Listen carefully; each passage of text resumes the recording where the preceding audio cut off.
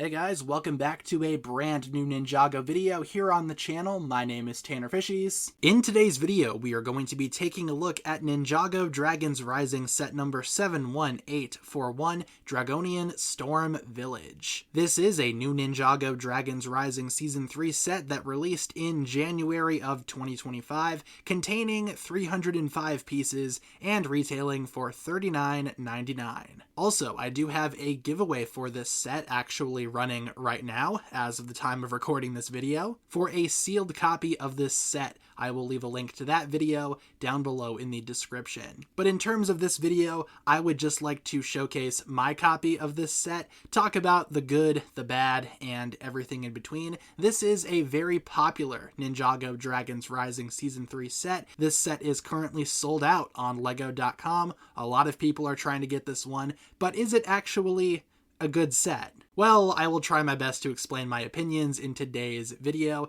and that's pretty much just what this video is going to be. I am not a professional LEGO review channel, nor am I trying to be. I just like to review the sets that I buy. I did buy this one, so without further ado, let's get into it and talk about my thoughts about the Dragonian Storm Village. So, as usual, starting off with minifigures, first of all, we have Storm Zane. Now, this figure we will not be spending too much time on, because at this point, we've taken a look at this guy in 2 other videos talking about minifigures, so this is going to be very quick and very straight to the point. This is Storm Zane, one of the main Zanes that you get in Dragons Rising Season 3.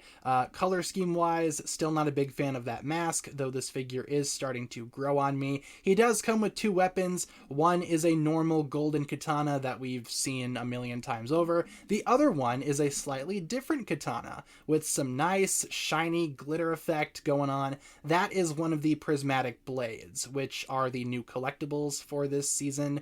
I guess the box doesn't, distinguish that fact, but that is a very nice katana. I like how that looks. Again, clear, but it also has some glitter effects going on. You can see how it reflects against the light.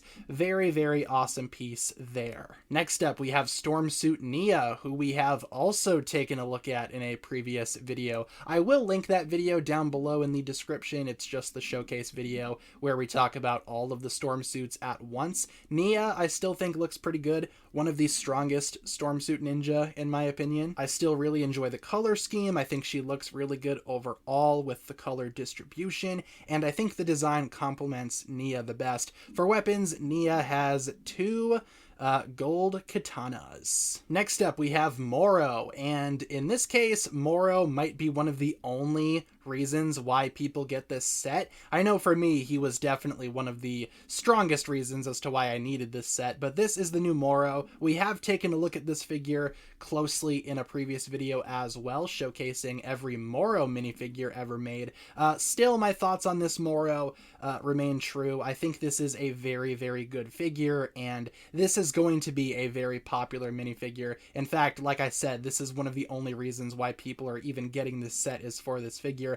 Moro does have this gigantic double-bladed sword weapon, so good for him, I guess. But overall, that figure is amazing. I love how this looks, all things considered, and it's awesome that Moro is back once again in the context of Dragons Rising Season 3. Moving on to bad guys, we have Rogue, or Jay, as you can see here. This is the new Jay. We have also looked at this guy in a previous video, link in the description.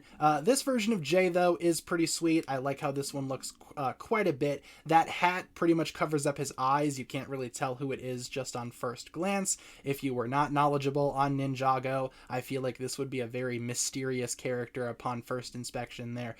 Jay does have these 2 lightning swords. They are built the exact same way, just with a couple of pieces there. Those look awesome. He also does have a single golden katana on his back. You can also put another one in there if you want. The set, for some reason, showcases him with only 1 katana, so that's why I have him like that here.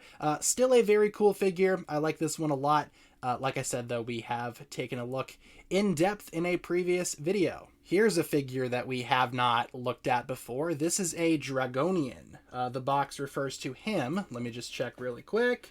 as a Dragonian warrior. So hooray for Dragonian warriors. This guy is pretty gnarly looking. I do like how the Dragonians look overall. As you can see there on the back, that is just a dragon. You will see another little dragon like that later in this set. The little dragons just kind of attached to the back of the Dragonians, or at least the Dragonians that have this mask, which looks really, really good, all things considered. Love how that mask looks. I think the Dragonians have a very interesting silhouette that just looks impressive.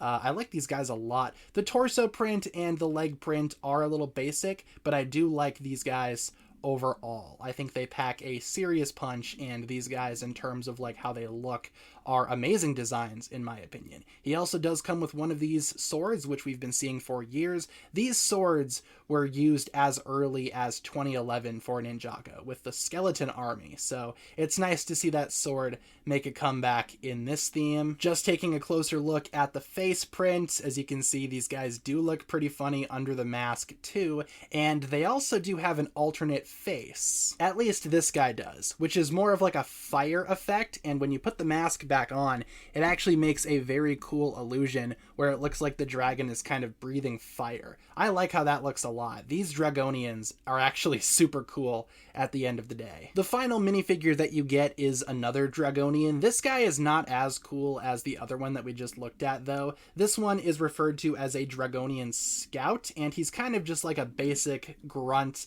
He does have the same lower armor piece as the other Dragonian. He also reuses the same torso and legs, except this guy has a different head with no alternate face and a mohawk. So again, these are kind of like the lower ranking Dragonians. Not as cool as the other ones, but still it just adds some variety into the army, I suppose. This guy comes with this very basic stone axe, so nothing really much to this guy. He just kind of exists as extra cannon fodder, I guess. So before we get into the actual meat of the Dragonian Storm Village set, we do have a few side builds. Let's start first with the little dragon. Just kind of bringing this guy in. He's just a little dragon. Nothing really to this guy. These are the same little dragons that attach to the back of the Dragonians usually. We looked at one when we did the minifigure segment. This guy doesn't really have anywhere to go, though. He can't attach to the other Dragonian because his mohawk gets in the way, so he just kind of sits here, and he's cute, I guess. Just a little dragon guy. This is definitely more of a big deal, even though, all things considered, it's not that big of a deal. Essentially what this is just a tiny spinner that you get in this set. Basically, you can just grab the little red knob here and spin it, and it spins. Hooray for spinning things. It spins as spinning things should, I guess. There are a few spots for minifigures to be added, of course. I do have Nia and one of the Dragonian guys on there right now. You can have them face each other. This could be like a battle simulation type of thing. Just taking the figures off really quick though. This is essentially what you get for the side build. It's nothing too crazy. Again, it just kind of uses these larger pieces that we have seen in other sets from this wave. Just attaches to this regular little spinner port thing, and yeah, as you can see, that's pretty much all that there is here. It's just a little spinner. Nothing more, nothing less. Not the best side build ever. Probably would have been better if maybe these parts went into building up the actual Dragonian village more. But as it stands, this is just a tiny little spinner that you get. Hooray for spinners and all of that good stuff, I guess. Moving on. So this is the Dragonian Storm Village, a tiny little build here that honestly doesn't feel like much, but there are a few awesome play features that do go into this, so it's definitely not like for display, more so. It's more so just a play set at the end of the day. Let's start at the bottom and then we will work our way up to the top. As you can see, we do have minifigures throughout the entire build as well that we can look at too. So starting from the bottom of the Storm Village, there are a few things to note, one of which is that gigantic dragon stone sculpture in the middle of the entire thing. At least I think that's supposed to be some type of dragon head. It's kind of hard to say really what exactly that's supposed to be. Almost looks like an Oni or like some type of ogre type being. I've got no idea there. You can adjust the teeth down here if you'd like. I'm not sure why you ever would do that. Also, this part here, the eyes, can get misaligned pretty easily, giving you some interesting but not ideal looks for the thing. This is probably how you want to have the stone head looking at all times. We do have some organic detail too. These brown vines kind of cover the entire build, and you can adjust those any which way that you want to. They're just kind of there for detail purposes. Over on this side, we have a little weapons rack where you do have an extra sword down there and spots for a few other weapons too. As you can see, we have Rogue or J just kind of perched there.